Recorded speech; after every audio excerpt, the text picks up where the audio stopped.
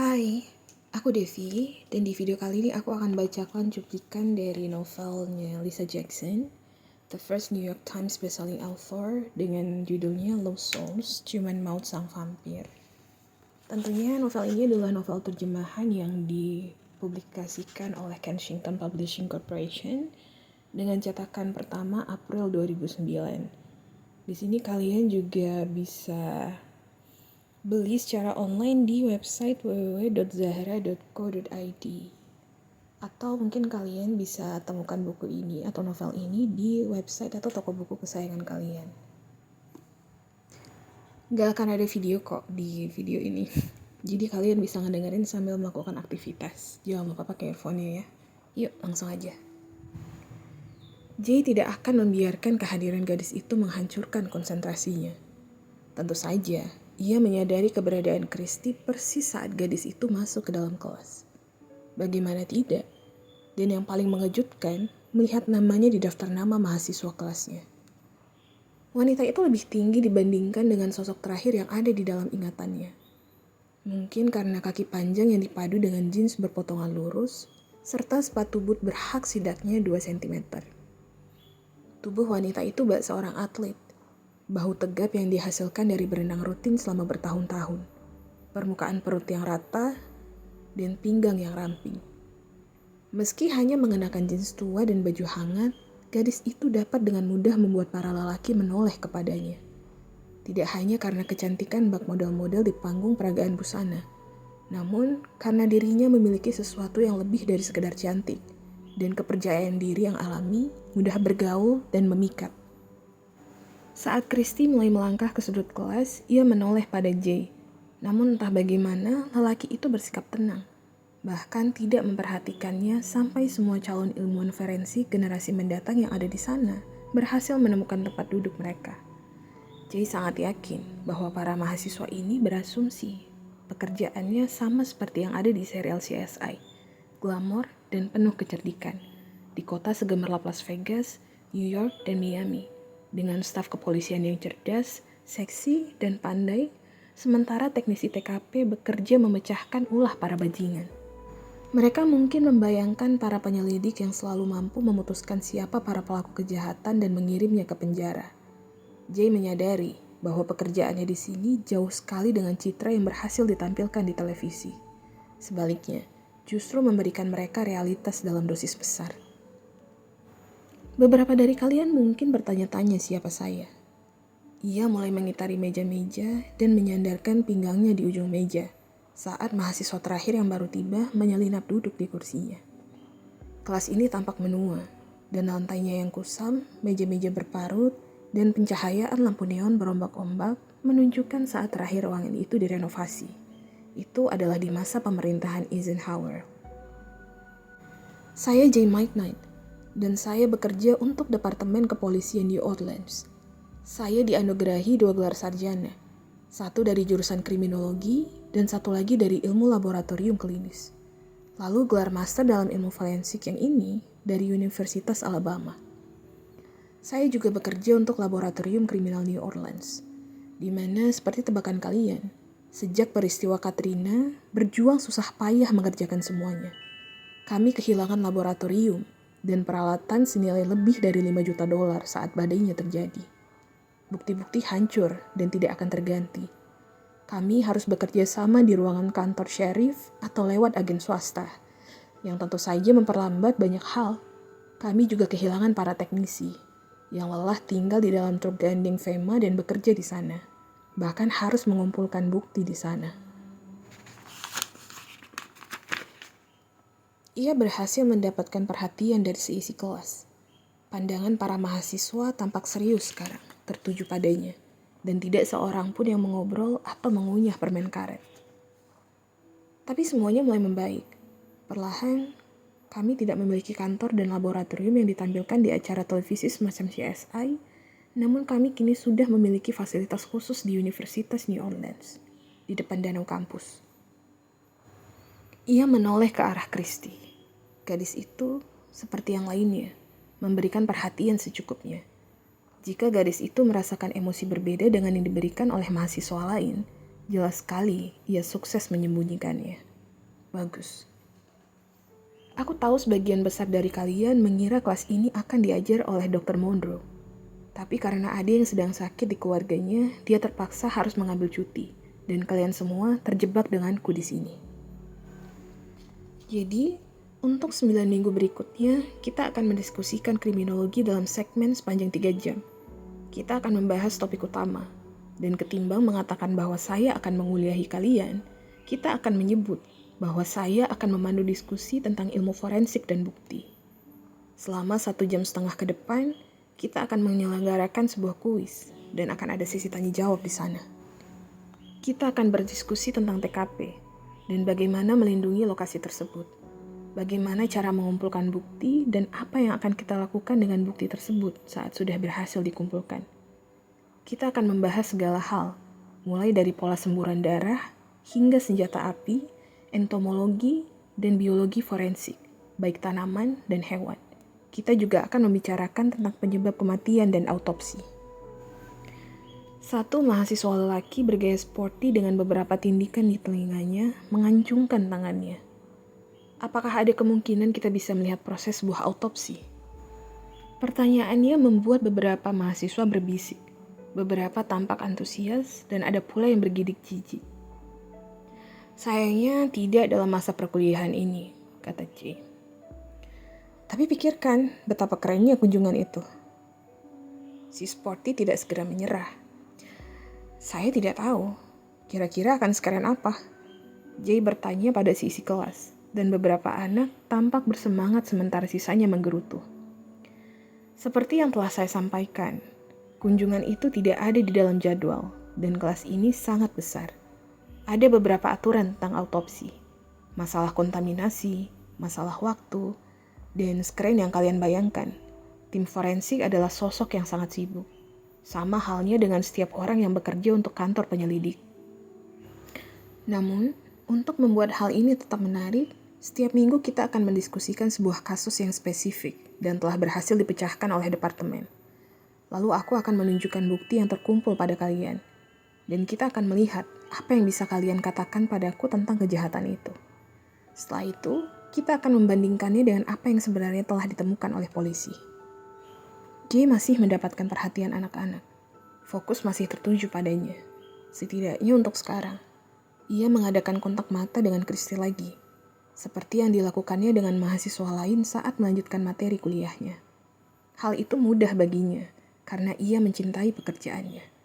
Memeriksa bukti dan mengaitkannya dengan sebuah kejahatan, dan seorang tersangka sama menyenangkannya dan juga kadang membuat frustasi. Tubuhnya selalu bergerak selama ia bicara, meskipun sulit untuk tidak memedulikan Christy yang masih memiliki pesona yang sama, yang telah menarik hatinya bertahun-tahun silam. Saat ia masih duduk di bangku SMU dan baru saja mengambil beberapa mata kuliah sambil bekerja untuk ayahnya. Lalu, J menemukan sosok Christy yang cerdas, cerewet, dan tegar bak paku keras, bahkan kadang keras kepala. Namun Christy Benz tidak pernah membosankan baginya. Atletis dan berani, bahkan kadang sampai mendekati titik kebodohan. Christy memiliki semacam energi yang tidak ditemukannya di sebagian wanita yang ia kencani sepanjang hidupnya, termasuk Kayla Hall.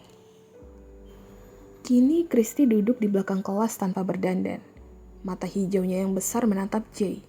Rambut gelap sewarna tembaganya diikat rapi, sehingga menampakkan wajah lengkap dengan dagu yang keras, hidung mancung, dan tulang pipi yang tinggi. Christy mengamati J dengan penuh perhatian. Wanita itu duduk bersandar, dengan lengan terlipat di depan dada dengan penuh ketenangan, seakan menantang J untuk mengajarinya apapun yang belum ia ketahui. Atau mungkin semua ini hanya ada dalam imajinasi J. Ia membiarkan pandangannya bertemu dengan Christy sebelum ia beralih ke sisi lain ruangan itu dan memusatkan perhatiannya pada seorang mahasiswa, lelaki tinggi berkacamata tebal dan janggut ikal hitam yang tidak berhasil menutupi jerawatnya. Saya akan mengirimkan silabus lewat email untuk kalian semua, dan jam kerja saya adalah Jumat sore mulai pukul 4 hingga pukul 6. Saya tahu hal itu sangat menyebalkan, terutama bagi kalian yang suka beristirahat di akhir pekan. Namun inilah pilihan waktu terbaik yang dibuat departemen saat mereka menyusun jadwal untuk saya. Kalian boleh mengirimkan email kepada saya kapan saja. Alamat email saya ada di silabus. Jadi mari kita mulai dengan sedikit materi tentang anatomi dasar. Malam ini kita akan membicarakan bagaimana seseorang bisa terbunuh dan apa yang akan ditunjukkan oleh tubuhnya dalam sebuah autopsi. Setelah jam istirahat, kita akan mendiskusikan tentang TKP dan pengumpulan bukti. Hal ini mungkin agak sedikit mundur, namun kurasa untuk kasus pertama, kita akan memulainya dari penemuan mayat di lokasi kejadian. Pekan depan, kita akan membahas kasus lain dan melakukannya dengan cara sebaliknya, yang tentu saja adalah prosedur normal, meskipun tidak selalu seperti itu. Ada yang bisa mengatakan pada saya sebabnya?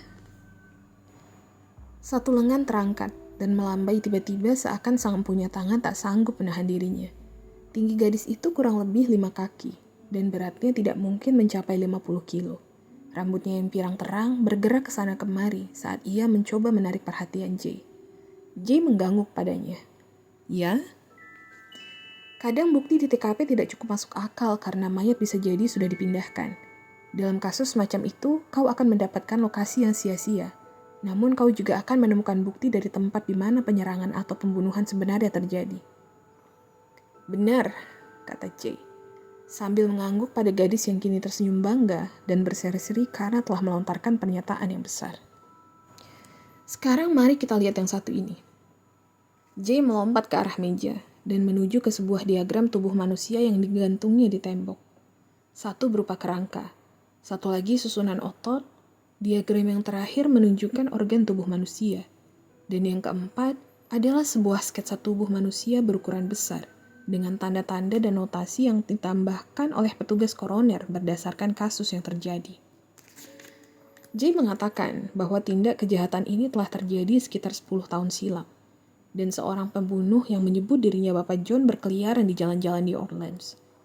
Seutas benang menandai sekeliling leher korban, seperti yang ditunjukkan oleh catatan pemeriksa medis, yang merupakan keunikan Bapak John, atau sang pembunuh Rosario, seperti nama julukannya, yang telah mencekik setiap korbannya dengan sebuah rosario yang ia buat khusus untuk membunuh.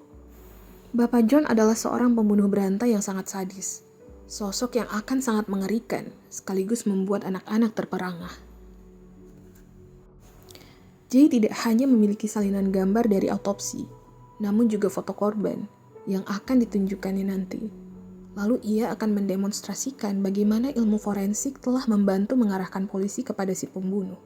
Kasus ini, pikirnya, akan menarik perhatian mahasiswanya mengingat sang pembunuh juga sangat familiar dengan kampus All Saints.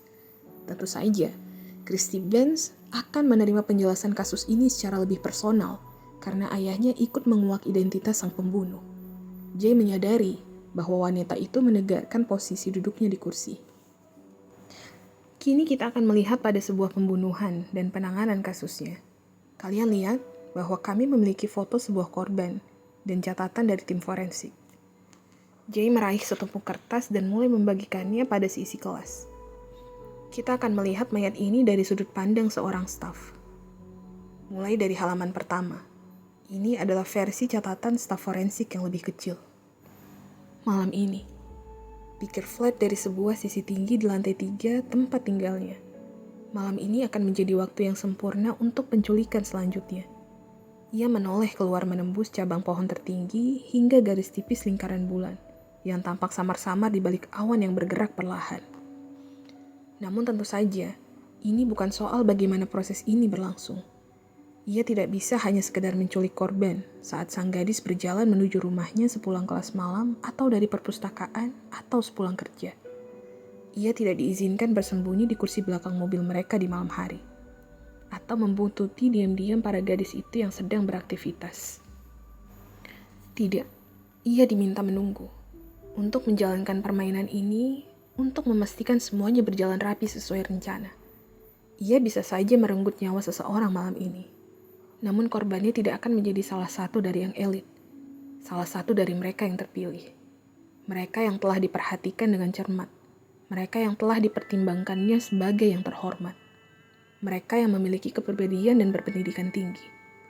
Ia harus berhati-hati dengan mereka. Mereka sedang diamati.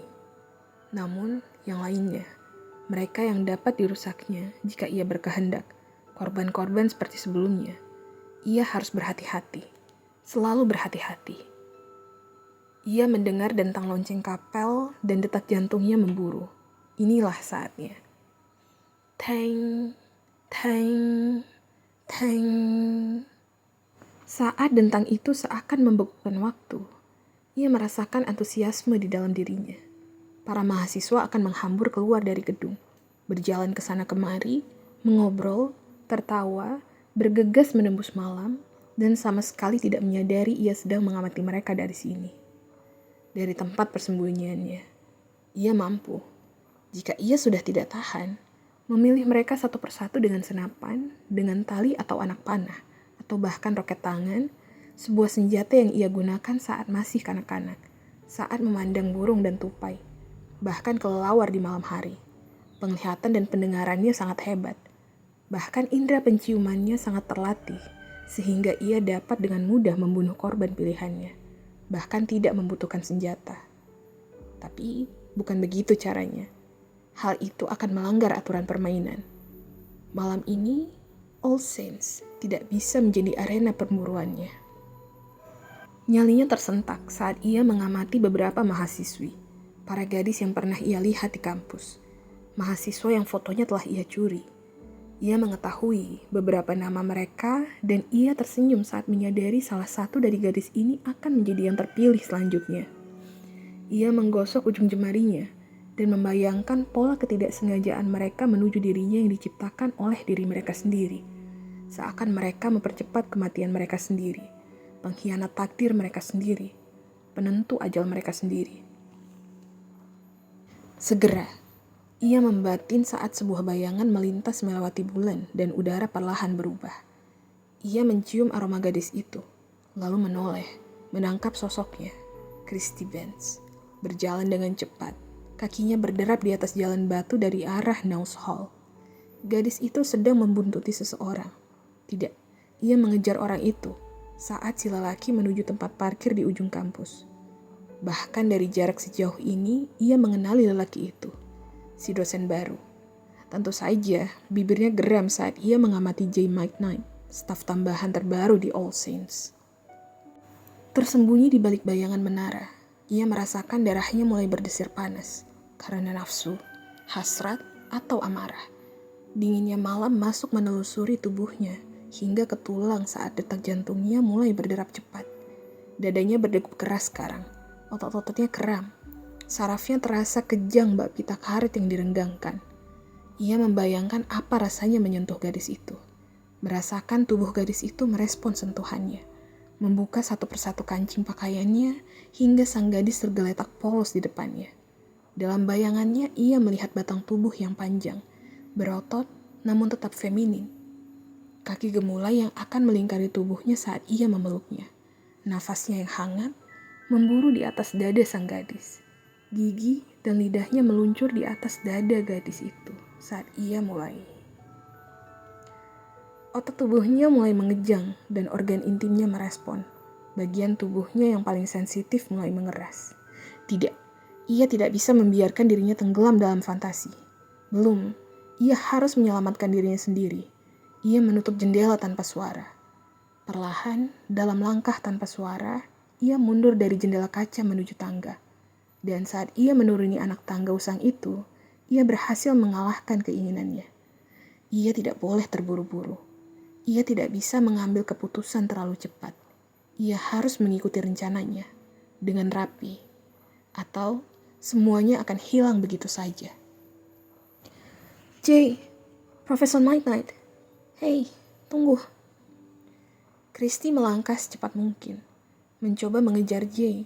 Seusai kelas, ia berniat langsung pulang ke rumah, lalu memutuskan bahwa ia harus memperjelas kondisi di antara mereka berdua. Jadi, ia mengalihkan langkahnya, hanya untuk mengamati Jay keluar dari pintu belakang. Saat jaraknya sudah agak dekat untuk memanggil Jay, lelaki itu sudah sampai di area parkir untuk staf kampus. Di bawah pantulan cahaya dari lampu keamanan, pria itu tampak sedang memasukkan buku-buku dan tas kerjanya ke dalam bagasi sebuah mobil pickup tua. Lelaki itu menoleh dan dagunya bergerak. Christy Benz? Hai. Christy berhenti sekitar 10 kaki dari Jay. Aku agak terkejut bahwa kau mengambil alih kelas Dr. Monroe. Aku tidak heran. Christy mengangkat wajahnya, merasakan semburat merah memanas di sana. Sungguh aneh. Dengar, aku tahu aku tidak menyelesaikan segala sesuatunya dengan baik di antara kita. Dan aku pikir, masa lalu Chris. Ia lupa, Jay selalu memanggilnya dengan nama itu. Lelaki ini adalah satu-satunya orang dalam kehidupannya yang telah memendekkan namanya. Baiklah, Christy mengangguk.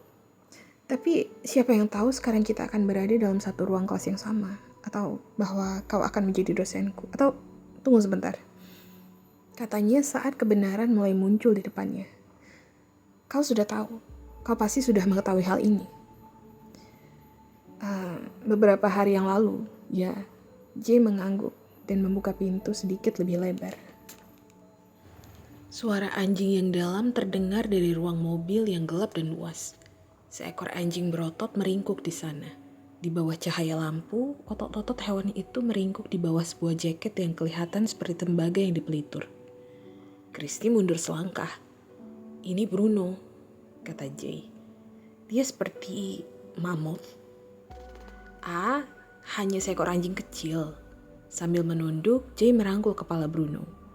Dia jinak seperti anak rusa, kecuali kau membuatnya marah. Aku tidak akan membuatnya marah.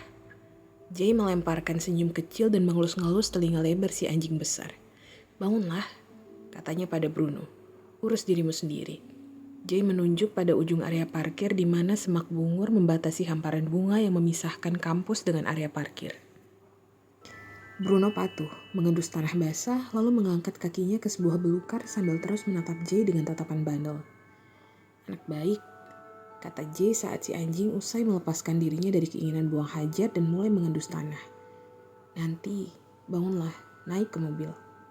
Bruno menoleh ke arah Christy, lalu melompat masuk ke dalam mobil. Jadi, mengapa kau mengajar di sini? Christy bertanya. Mengubah ritme kerja. Banyak hal di departemen kepolisian yang masih berantakan. Belum bisa dibenahi sejak Katrina, tapi kurasa kau sudah tahu tentang hal itu. Christy mengangguk, berpikir tentang ayahnya dan jam kerja beliau yang teramat panjang, penuh tekanan dan sikap yang kurang kooperatif. Ia bahkan pernah mendengar beliau menyinggung soal pensiun, yang masih bertahun-tahun lamanya. Hal ini terdengar aneh, karena seorang Rick Benz telah dilahirkan untuk menjadi seorang polisi. Ayahnya itu sangat bersemangat saat baru memulai pekerjaannya, penuh dedikasi dan selalu mengedepankan etika profesi dalam setiap tindakannya, telah membuatnya kehilangan pekerjaan dan pernikahannya dengan Ibu Christy. Pada akhirnya, Christy khawatir profesinya akan membuatnya kehilangan nyawanya juga. Namun, akhir-akhir ini, sejak terjadinya bencana badai dan banjir bandang, ayahnya semakin kelebihan beban kerja, lebih stres dan penuh dengan kekecewaan. Lalu sebuah kesempatan datang dan aku menerimanya. Dan sekarang aku ada di kelasmu. Kelihatannya begitu. Jay menjawabnya dengan tekanan yang agak panjang. Dan untuk pertama kalinya, Christy melihat di balik frustasi Jay ada sebuah keriangan dari situasi ini. Oh, bagus. Persis seperti ini yang ia inginkan. Baiklah, aku hanya ingin memastikan bahwa di antara kita tidak ada perasaan saling tersakiti. Jay mengangkat bahunya. Tidak pernah ada rasa sakit hati semacam itu. Pernyataannya agak menyengat Christy, namun ia mengacuhkannya. Jadi kita bisa meneruskan semua ini seperti apa adanya. Aku hanya mahasiswamu dan kaulah dosennya. Tepat. Oke. Christy masih merasa kurang nyaman dengan percakapan ini. Di sana terasa ada sejuta hal yang seharusnya mereka bicarakan satu sama lain. Tapi mengapa harus menyinggung soal luka lama? Jika dirinya bisa meyakini apa yang dikatakan Jay, maka tidak ada masalah di antara mereka. Jadi, apa aku bisa mengantarmu pulang? Tanya Jay. Oh, tidak. Aku akan memotong jalan di kampus. Christy menunjukkan ibu jarinya ke arah yang berlawanan. Ini sudah larut, kata Jay. Aku baik-baik saja, sungguh. Ada beberapa gadis yang hilang. Ya, aku tahu, tapi aku bisa menjaga diriku sendiri. Taekwondo. Ingat? Senyuman Jay mengembang. Oh iya, katanya. Sebuah kenangan melintas di dalam kepala Kristi. Ia pernah berada di situasi semacam ini. Mereka pernah hanya berdua saja di apartemen milik ayahnya. Dan ia melakukan kesalahan dengan memberitahu Jay bahwa dengan kemampuan bela diri yang dimilikinya, ia bisa menjatuhkan lelaki manapun yang mencoba mengganggunya. Ia telah meyakinkan lelaki itu. Lalu berkata, "Aku bisa menjaga diriku sendiri." Sebuah senyum yang seakan berkata, "Jangan berikan alasan sok feminis apapun itu muncul di wajah Jay." "Ya, benar. Aku bisa." Kristi bersikeras dengan kemampuannya. Ia bisa membereskan siapapun yang berada di dekatnya. Jay mengingatkannya agar jangan berlaga dan diskusi mereka meningkat menjadi sebuah tantangan. Lalu, sebelum aturan permainan itu disepakati, Jay terlanjur meraih Kristi, menyelengkat kakinya dan menjatuhkan Kristi dengan teknik yang ia pelajari saat masih menjadi pegulat di SMU. Dalam beberapa detik, ia telah mengunci tubuh Kristi, dan gadis itu tidak mampu melepaskan diri dari beban tubuh Jay yang berat. Ia masih ingat saat terbaring di karpet ruang keluarga, memandangi wajah kemenangan Jay. Terengah-engah, begitu marah, sampai-sampai merasa ingin meludahi wajah Jay. Cuping hidung keduanya bertemu, detak jantungnya memburu. Mereka saling mendesak di antara kursi santai sang ayah dan televisi. Masing-masing menunggu gerakan lawan. Otot mereka menegang. Siap. Jay sangat tahu jika ia benar-benar mengangkat tubuhnya, gadis ini bisa jadi dapat melepaskan diri. Ia hanya sedang menunggu kesempatan itu. "Menyerah?" tanya Jay. "Tidak." "Kau yakin?" "Aku yakin. Aku sudah menguncimu." Untuk saat ini, Jay menyeringai, membuatnya tegang. "Aku pasti sangat berat." Kristi membelalak padanya dan mencoba dengan susah payah untuk mengacuhkan jantungnya yang berdegup kencang. Yang terjadi sebenarnya adalah lelaki ini telah berhasil memikat hatinya. Namun, ada yang lebih dari itu. Dirinya berusaha menahan matanya agar tidak menatap ke arah bibir Jay, yang begitu dekat dengan bibirnya. Darahnya terasa terpompa deras, mengalir ke semua pembuluh darah. Dan ia membayangkan bagaimana rasanya bercinta dengan lelaki ini. Saat ini, di sini. Sementara mereka berdua masih dipenuhi keringat dengan nafas memburu setelah bergulat. Ia melihat pandangan Jay semakin kelam. Pupilnya tampak memicing saat pikiran lelaki itu bagaikan bercermin dengan pikirannya sendiri. "Ayolah Chris, aku menang," katanya. Suaranya pelan. "Ini hanya sementara." Kristi membasahi bibirnya dan mendengar Jay melenguh. Merasakan ada sesuatu yang mengeras di antara kedua kakinya. Kristi melepaskan lenguhan kecil sebagai respons. Dan Jay kehilangan kendali, lalu mulai menciumnya. Dalam. Dengan gairah panas yang menyebar dari aliran darahnya menuju tubuh Kristi. Sangat hebat. Dan lalu Kristi menggigitnya. Darah mengalir. Jay menahan nafas karena kesakitan. Tindihannya terangkat sedikit. Ia memaki juga. Lembut, namun begitu berbahaya saat Kristi mulai menggeliat melepaskan diri. Berjuang untuk mendapatkan ruang yang cukup untuk memelintir dan menendang Jay seperti yang dipelajari gadis itu di kelas terakhir bela dirinya.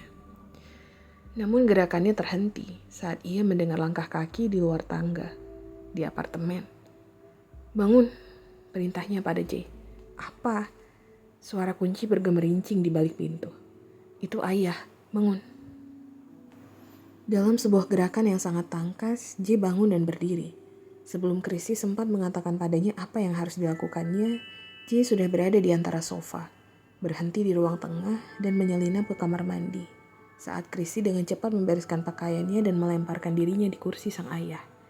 Ia menekan tombol remote televisi, persis saat pintu membuka, memunculkan sosok ayahnya. "Kristi?" Rick Benz memanggil namanya seraya mengamati, sambil menjatuhkan kunci, dompet, dan lencana di meja dekat pintu masuk. Ia menoleh ke arah televisi yang sedang menayangkan sebuah program dari stasiun olahraga. Seakan putrinya pernah tertarik pada pertandingan golf. Omong kosong. "Hai," Kristi berkata penuh keceriaan, dengan antusiasme yang lebih besar dari sapaan biasanya. Kristi sadar wajahnya bersemburat merah. Rambutnya basah karena keringat. Perasaan bersalah tertera di ekspresinya. Namun ia berpura-pura seakan semuanya normal, dan ayahnya, seorang detektif yang telah menghabiskan sepanjang hidupnya untuk mencurigai sesuatu, dan sangat terlatih dalam mengenali seseorang yang berbohong, tidak menyadari ada sesuatu yang tidak biasa di sini. Apa yang terjadi? Rick Benz bertanya santai. Saat itu juga, Jay menekan tombol penyiram toilet dengan keras.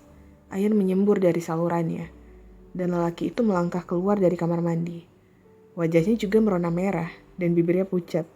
Segaris darah hitam tampak persis di lokasi Christy menggigitnya. Rasanya Christy ingin tiarap ke lantai dan menghilang. "Hai detektif," kata Jay, kemudian meraih jaketnya yang telah terjatuh ke balik sofa. "Aku harus segera pergi, ada tugas." "Ide bagus," kata Rick Benz dengan mata memicing ke arah Jay. "Kau tahu ada aturan di rumahku, satu aturan yang tampaknya dilupakan oleh putriku. Jadi aku yang akan mengatakannya padamu. Ini memang terdengar kolot, aku tahu, namun keras dan efektif. Tidak boleh ada laki-laki di tempat ini selama aku tidak ada di sini." Ia menatap Jay, lalu pada Christy. "Maaf, aku hanya mengantarnya pulang." Dan berakhir dengan bibir yang terluka. Sorry. Ini lucu. Oke, balik lagi ke cerita. "Ya, aku bisa menjelaskan soal itu," kata Jay sambil melemparkan pandangan penuh arti padanya. "Selamat malam, Christy, Anda juga, Detektif Benz." Kemudian Jay meninggalkan Christy untuk berhadapan dengan ayahnya dalam pembicaraan di mana sang ayah bertanya apakah dirinya butuh dibuatkan janji dengan dokter. Apakah ia butuh diberikan pil? Atau perlukah sang ayah membelikan kondom untuknya? Christy menjelaskan padanya tentang adu gula tadi, tentang menggigitnya untuk mengendalikan Jay. Dan kemarahan ayahnya meledak, memberitahu Christy bahwa dialah yang memicu semuanya, bahwa laki-laki tidak memiliki kendali apapun, bahwa dirinya lah yang mencari masalah. "Kau kelewatan ya," Christy memutuskan dengan penuh amarah.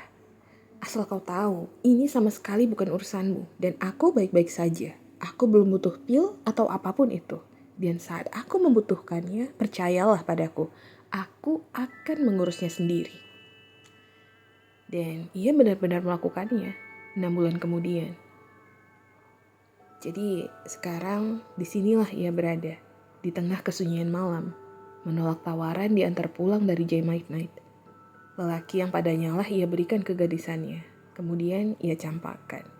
Anak yang kini telah menjadi seorang lelaki dewasa dan dosen di kampusnya. "Aku akan menemuimu lagi pekan depan," ujar Christy sambil menjauh dari truk Jay. "Aku akan merasa lebih baik jika kau membiarkan aku mengantarmu." Dengan kepala menggeleng, Christy menyunggingkan setengah senyum.